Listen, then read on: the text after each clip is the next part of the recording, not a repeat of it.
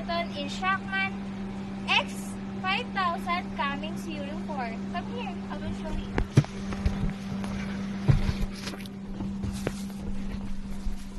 The first thing you need to do is to on your key.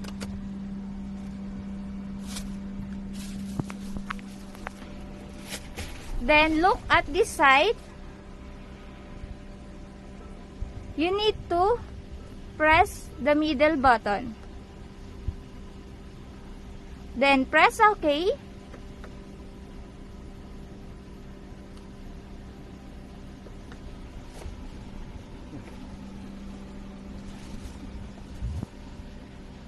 Press OK.